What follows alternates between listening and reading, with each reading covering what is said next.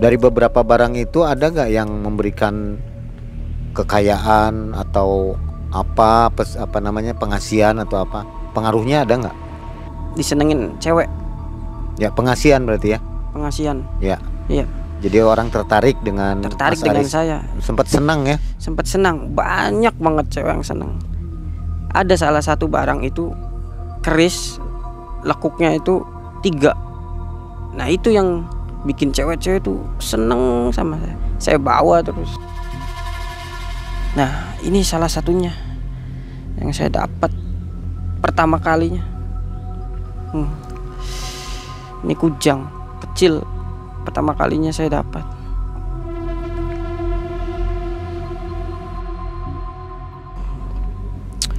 Gelapnya itu benar-benar gelap lah, beda sama gelap di malam hari. Benar-benar itu momen-momen pertama kali saya ngerasain dimasukin hal-hal seperti itu. Dan dari situ saya yakin kalau hal-hal itu tuh ada. Saya nggak ada uang, saya dimarahin orang tua, ngapain aja kau malam. Oke lah, saya jual itu. Saya jual, dapat banyak barang itu, dapat banyak uang jutaan itu. Banyak yang pengen, konon kata ada isinya.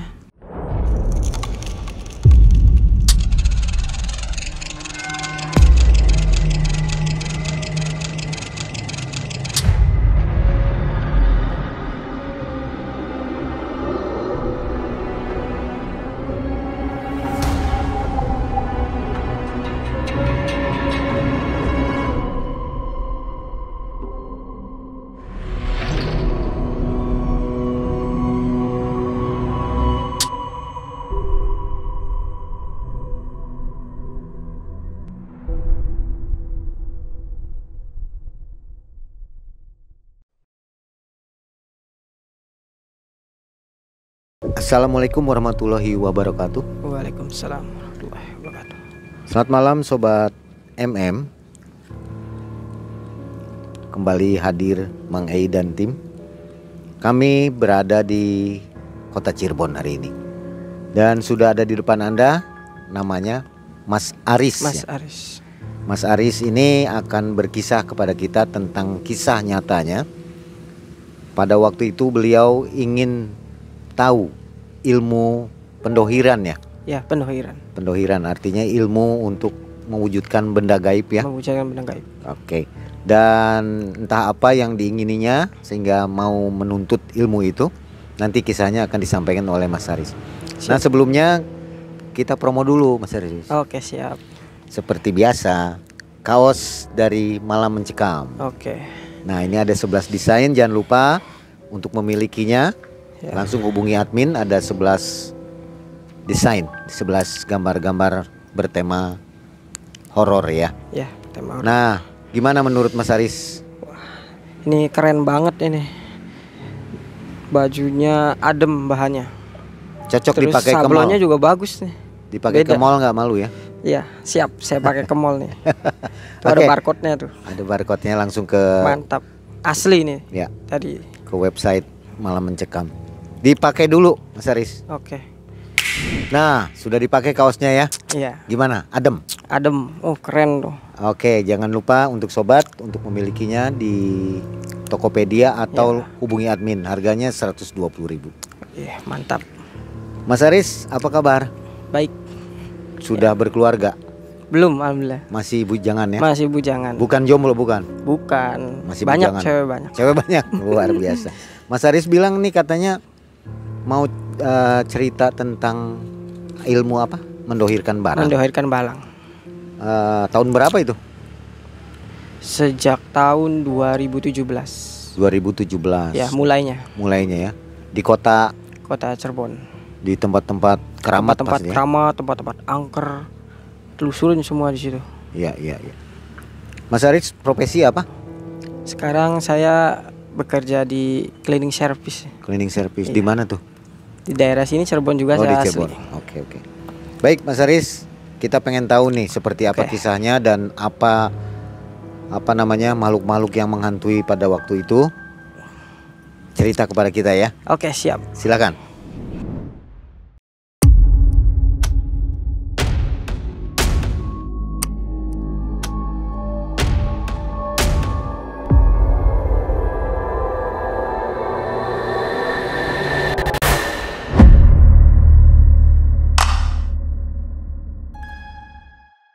awal kisah saya itu penasaran sama hal gaib.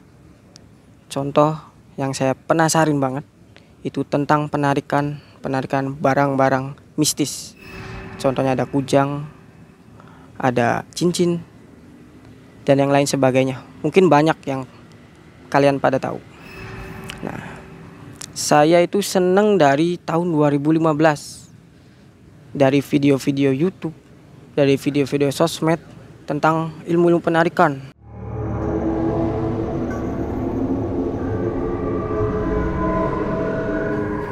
Nah, dari situ saya mulai senang dari tahun 2015 sampai tahun 2017 saya lulus SMA. Tapi dalam arti saya tidak percaya sama hal-hal seperti itu. Dan ketemulah itu di sosmed, Facebook, ada grupnya. Saya temu namanya Abah Jono. Abah Jono itu asli Jakarta. Nah, dia itu bilang bisa spiritual. Nah, saya WA tuh. Ada nomor WA-nya dicantumin di situ. Pas saya sudah lulus. Nah, saya WA, "Assalamualaikum, Mbah." "Waalaikumsalam. Kenapa, Mas?" "Ini dapat nomor dari Facebook nih, dari grup." "Oh iya, Mas, bener. Saya pengen tahu ilmu-ilmu seperti itu." "Ilmu apa, Mas? Kan saya masih belum tahu tuh." Nah, ilmunya itu kayak bisa penarikan barang-barang gaib gitu. Kayak ada keris, kujang, dan lain sebagainya. "Iya bisa, Mas, kalau mau datang langsung. Tepatnya ada di Jakarta, dikirim lah itu." Oke lah, saya dapat lah itu nomor. Saya dapat lah itu tempat tinggal dia. Tapi kendalanya itu di uang, karena saya baru lulus waktu itu dapat nomornya. Dan kebetulan dia bilang nanti kalau saya bisa ke Cirebon, ada kesempatan, ada orang yang mau manggil saya akan ngasih tahu ke Mas.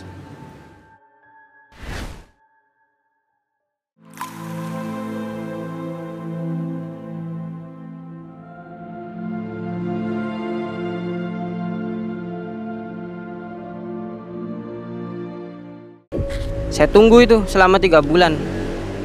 Selama 3 bulan dia ngabarin, "Mas, masih kenal saya?" "Masih, Mbah, masih di save nomornya." Dia tanya, "Masih mau belajar ilmu enggak?" Mau. Dia ngabarin saya ada di Cirebon. Ada orang Cirebon yang mau belajar ilmu penarikan seperti Mas. Nah, saya datanglah ke Cirebon dan ketemulah sama Mbah Jono itu. Nah, Mbah Jono itu menceritakan, "Kamu yakin mau belajar?" "Yakin, Mbah." "Nah, sok kenalan dulu nih. Ada teman lagi nih satu. Coba kenalan dulu, dia juga mau belajar ilmu-ilmu spiritual seperti ini." Dan akhirnya saya kenalan deh. Namanya itu dipanggilnya Frankie. Saya saling kenal, saya saling tahu, dan tujuan kita sama. Dan Mbah Jono cerita panjang lebar, "Kamu yakin gak?" Lagi-lagi nanya, yakin gak? Saya bilang yakin. "Banyak efek sampingnya. Kamu bener-bener mau?" "Mau." "Oke, ya sudah. Kamu sudah tahu tempat ini. Kamu pulang aja dulu. Nanti malam jam 12 pas banget kamu harus udah datang ke sini." Ya udahlah, saya datanglah ke situ. Saya datang ke situ, ketemu si Frankie, ketemu Mbah Jono. Nah, di situ saya mulailah ritual-ritual seperti itu tanpa sepengetahuan orang tua. Dan situlah ritual dimulai di belakang rumah. Di belakang rumah itu ada sungai kecil tapi panjang. Itu daerah sini masih daerah Cirebon. Suruh nyiapin lampu, tapi lampu harus petromak. Lampu-lampu lama, nggak boleh terang. Nyiapin sesajen, tapi saya nggak ada uang itu. Diajaklah si Frankie itu yang tadi sama Mbak Jono, nyiapin lah semuanya. Jadi posisi saya itu gratis di situ, ilmu tuh nggak bayar. Dan malam itu ritual. Nah, ritualnya itu saya suruh buka baju nih. Nah, si guru itu deketin kita berdua dengan tangan kosongnya dia. Dan saya belum meyakini bahwa dia bisa apa sih. Kayak menyepelekan gitu lah. Ada bacaan-bacaan tertentu yang saya tidak tahu karena dia bacanya dalam hati tapi bisa diucapkan tapi tidak dirasa. tidak dirasa, tidak bisa dibaca oleh pikiran orang gitu. Yang saya rasain seperti itu. Kayak itu baca-baca, masuklah tuh aura-aura yang nggak enak itu dari tubuh, dari ubun-ubun pertama itu panas banget, panas itu di kepala, itu lama banget di kepala datang lagi ke bawah, pelan-pelan panasnya rada ringan tapi anget banget itu. Datang ke bagian rahang, datanglah ke dada. Di dada ini adem banget, itu seadem-ademnya saya hidup di dunia ini, adem banget.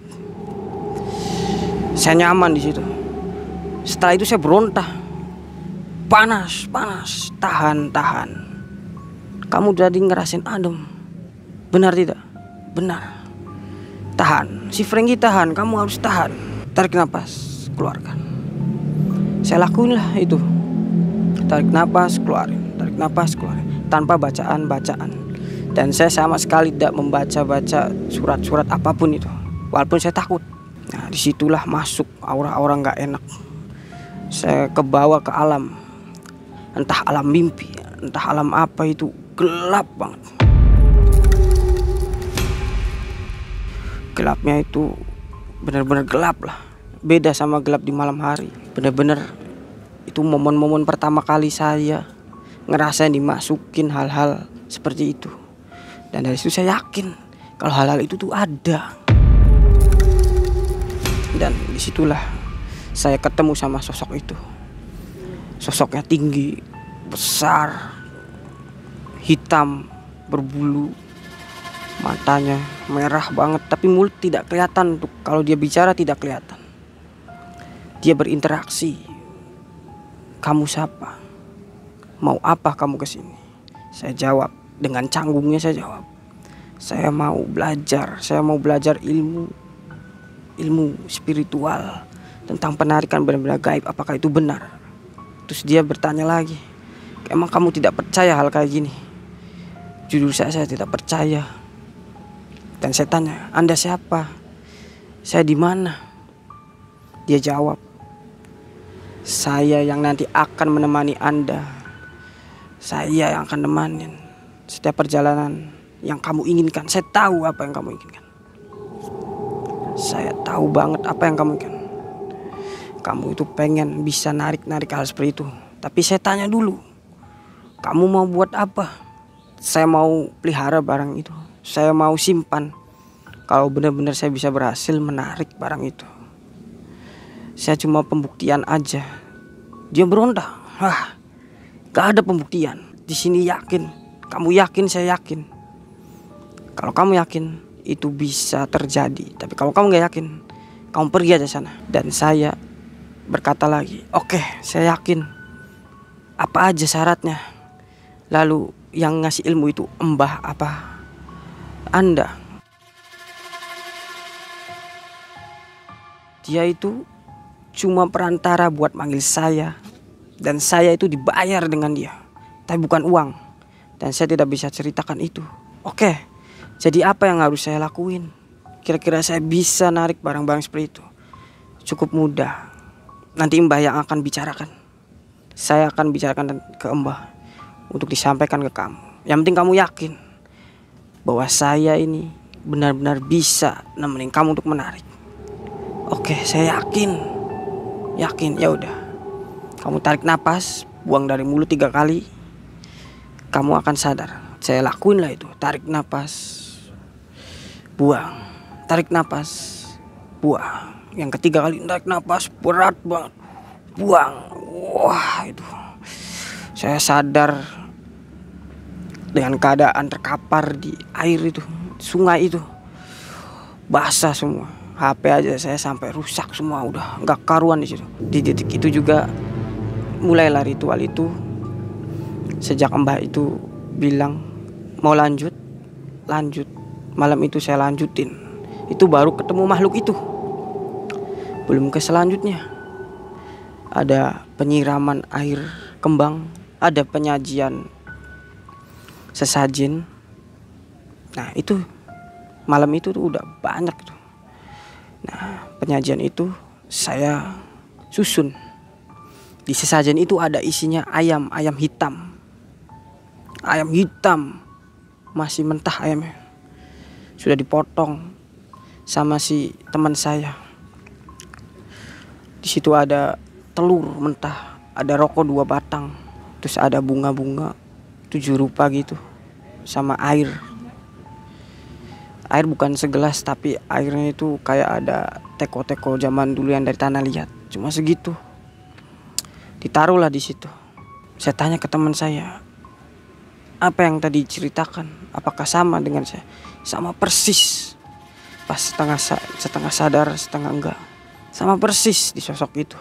Dan omongannya pun sama. Berjelang waktu, larut malam jam 1, kami dimandikan. Kami dimandikan dengan air. Air itu banyak bunganya. Banyak banget. Wanginya itu benar-benar wangi. Saya di situ dimandiin 1. Ucapin terus. Yang diucapinnya itu hanya sekedar omongan aja. Dari hati, yakin. Diucapin lah, yakin. Sampai air itu habis. Untuk 2 orang air itu habis. Saya adem banget itu rasanya. Kayak mandi, tapi bukan mandi biasa. Mandinya itu sangat adem, nyaman. Saya merasa nyaman di situ. Dan di situ saya suruh pakai baju, udah selesai semuanya. Kamu datang lagi nanti malam kedua. Ini ilmu tidak boleh ada yang tahu. Cukup saya dan makhluk saya dan kamu yang tahu. Baik, Mbah. Singkat cerita, malam kedua saya datang lagi. Dan ritualnya itu sama persis. Yang dibedakan, saya tidak ditemuin oleh sosok itu. Saya tanya ke Mbah, kenapa saya tidak ditemukan oleh sosok itu? Saya pengen tanya-tanya lagi. Kalau kamu yakin, gak usah tanya-tanya lagi. Oke, Mbah, saya nurut. Baju dilepas lagi, mandiin lagi. Setelah itu saya pulang nih. Sosok itu datang di belakang saya, di motor saya. Dan itu berasa dia di belakang, pegangan di saya. Tangannya besar. Motor tuh terasa berat.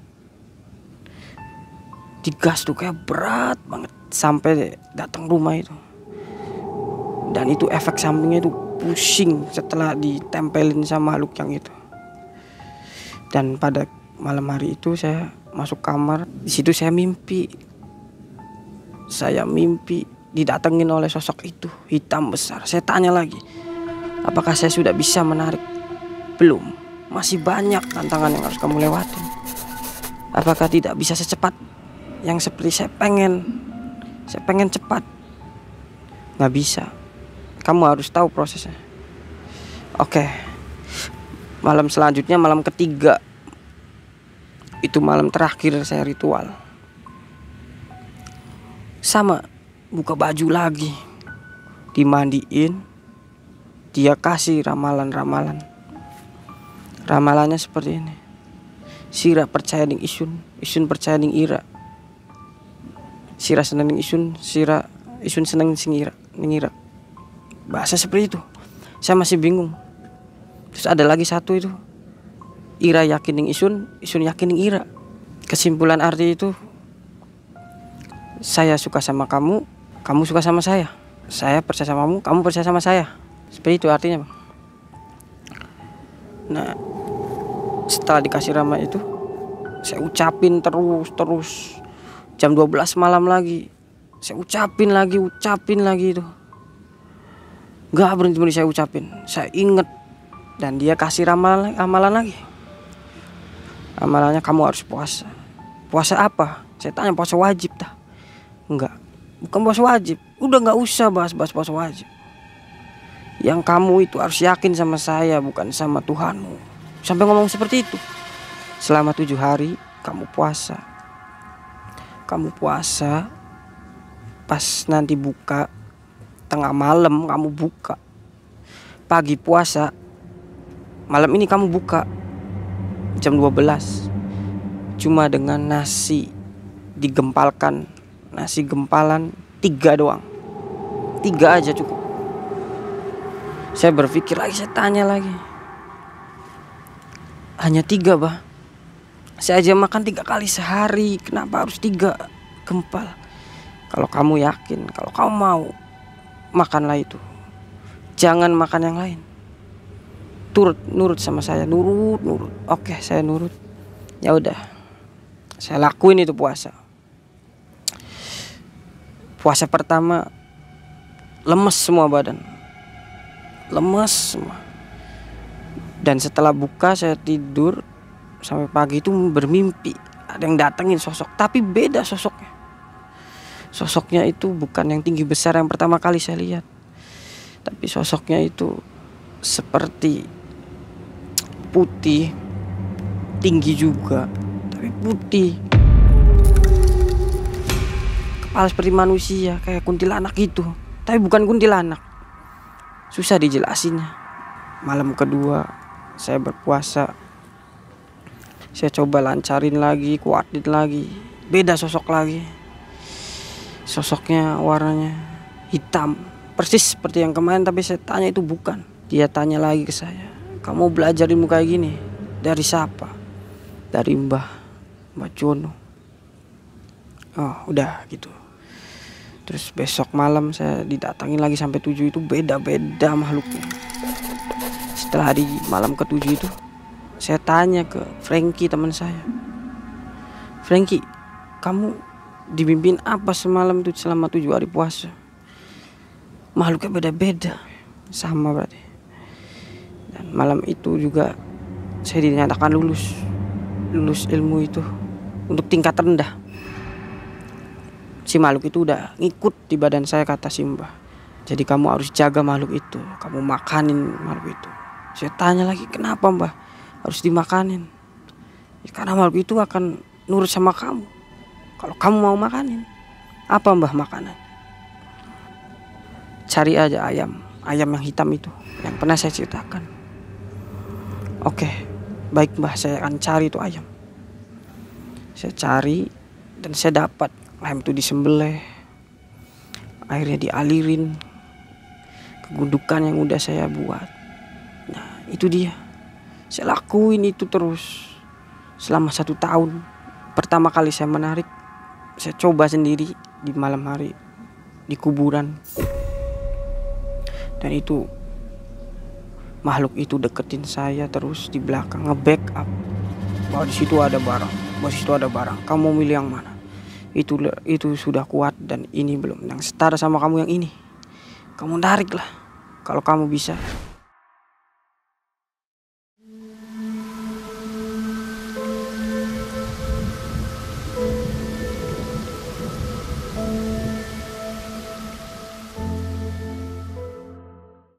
Kamu ajiin.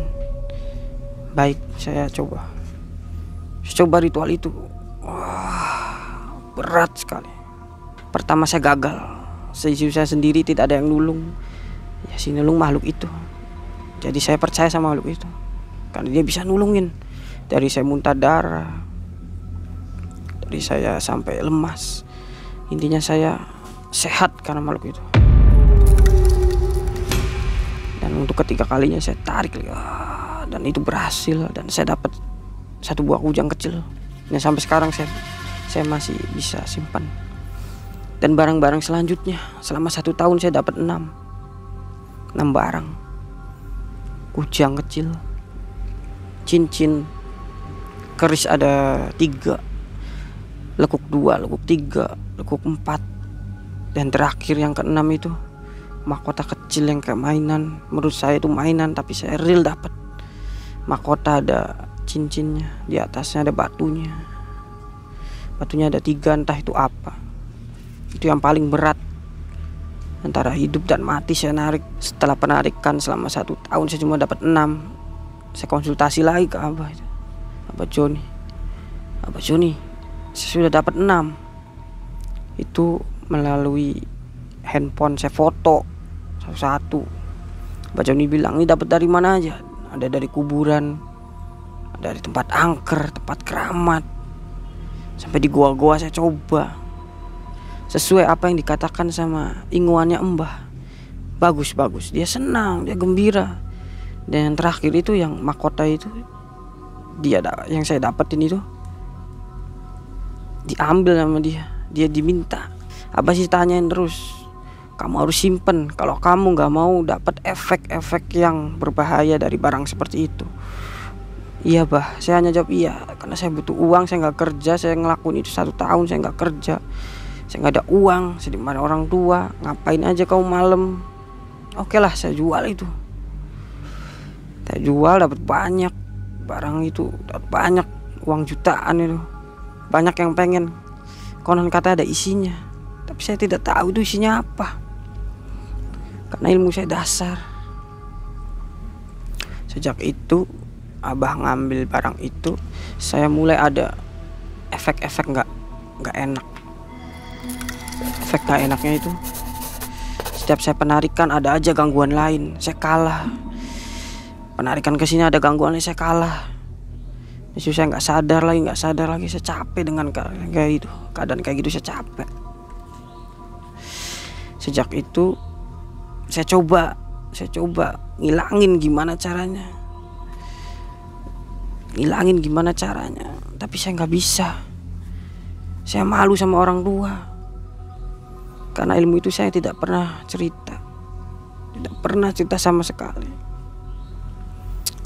Singkat cerita, saya cobalah ngilang itu sendiri dengan baca-baca ayat suci Al-Quran. Tidak bisa. Panas dari telinga, dari semuanya, panas semua. Gak karuan saya hidup saya gara-gara itu. Sejak itu saya suka kerasukan. Bangsa yang gak jelas, saya lemes, kerasukan lagi. Dari situ orang tua saya tahu. Kamu kenapa kok bisa kayak gini? Kamu main kemana? Saya dimarahin, caci maki semua itu. Saya sampai nggak dianggap anak. Sejak itu tahu. Dan pada endingnya saya menyesal sekali. Nah, terus saya sempat tidak sadar 1 hari. Nah, orang tua penasaran, nggak sadar sehari ini kenapa dia. Sejak dimarahin itu saya nggak sadar. Seharian saya tidur, saya ngerasain itu sama kayak dunia yang pertama, gelap banget. Dan si makhluk itu nongol lagi ke saya. Keadaan saya masih bimbang, dia nongol, meyakinin saya lagi. Kenapa harus yakin? Kenapa? Di situ saya coba baca-bacaan yang saya bisa. Tetap aja nggak mampu untuk mengusir makhluk itu. Selama saya 1 hari nggak sadar itu, makhluk itu nemenin saya. Dan makhluk itu benar-benar pengen saya tuh lanjut ke level kedua. Saya masih level pertama aja udah kayak gini, hidup hancur, keluarga berantakan. Saya tanya ke makhluk itu, saya mau berhenti, nggak bisa berhenti. Kenapa kamu jual barang-barang itu yang kamu dapat jadi kamu 1 tahun cuma 6 barang? Kenapa? Karena saya butuh uang, saya bukan butuh ilmu aja. Ya kenapa kamu ngambilnya ilmu yang untuk penarikan? Kenapa enggak ilmu tentang pesugihan dan yang lain sebagainya? Saya nggak ngerti masalah itu dan saya pengennya menarik. Dan itu saya jual. Tujuan kamu udah dijual. Kamu tujuannya uang. Iya, saya salah. Nah dari situ saya nggak sadar, di luar kesadaran saya ada si bapak dan ibu saya manggil kiai datang. Kenapa ibu? Ini anak saya kenapa nggak sadar gini? Kayaknya dia punya amal-amal nggak jelas. Saya coba dulu ya. Dia baca-bacaan, saya kedengaran. Saya lagi sama makhluk itu di alam-alam yang benar-benar dalam, yang gelap, asap. Wah udah nggak karuan itu alam. Nggak tahu alam apa itu. Nah dia datang, si kiai itu baca-bacaan saya panas itu, kayak gempa, panas itu. Wow. Si makhluk itu juga ngerasa siapa ini yang mau ganggu, siapa ini. Dan disitu saya nggak sadar, nggak tahu saya dimasukin si makhluk itu dalam alam sadar itu. Saya masuk dan di realnya saya kesurupan itu. Semua ilmu itu milik Allah, nggak ada ilmu milik kamu aja. Emang kamu bisa apa? Tunjukin. Ditantang lah sama si kiai itu yang mau nyadarin saya. dan adu ilmu itu, ilmu hitam sama ilmu putih kayak gitu. Bos, wah, saya nih ngerasain berontak pas diserang sama Pak Kiai itu. Wah, panas banget itu yang saya rasain. Setengah sadar panas, dan makhluk itu ada di diri saya. Dia hanya mencoba memanfaatkan tubuh saya. Sampai terpental 3 kali, 2 kali, 3 kali udah. Saya nggak sadar. Saya dibersihin lah itu dengan ayat-ayat suci Al-Quran yang Pak Kiai itu. Setelah saya sadar, saya lemas. Terus saya berdiri, nggak bisa berdiri, saya duduk lemas. Pak Kiai tanya, ilmu kamu udah saya hilangin, kamu mau ngelakuin lagi nggak? Nggak Pak Kiai, nggak. Saya menyesal banget itu. Di tahun 2018 berjalan, karena saya belajar 1 tahun, baru 1 tahun mencoba narik ilmu itu, cuma dapat 6 biji. Nah, ini salah satunya yang saya dapat pertama kalinya. Ini kujang kecil pertama kalinya saya dapat.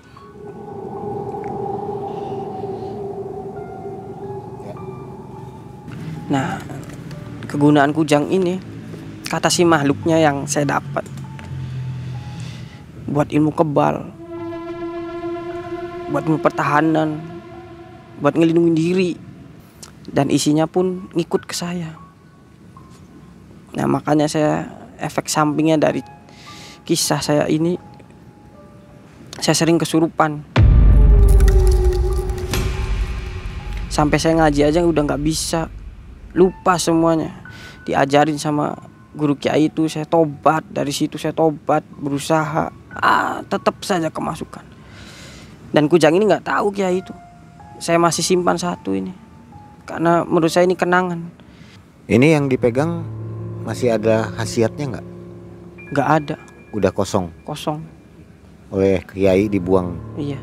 Jadi untuk ilmu-ilmu pendohiran pun hilang. Berbahaya. Berbahaya.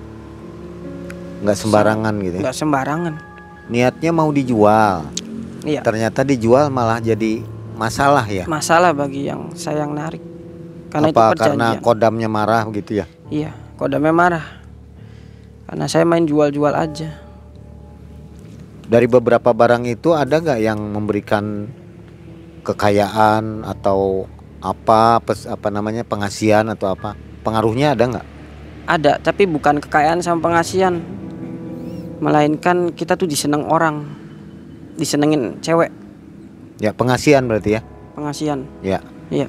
Jadi orang tertarik dengan dengan saya. Ya, istilahnya apa saya juga belum mempelajarin itu. Karena yang saya tahu penarikan aja. Sempat senang ya? Sempat senang, banyak banget cewek yang senang. Ada salah satu barang itu keris, lekuknya itu 3. Nah, itu yang bikin cewek-cewek itu seneng sama saya. Saya bawa terus. Gak pernah saya ceritain semua ke keluarga. Baru pertama kali saya coba cerita di MM. Masih bisa melakukan penarikan barang? Tidak bisa sekarang. Udah dibuang Udah semua? dibuang semua.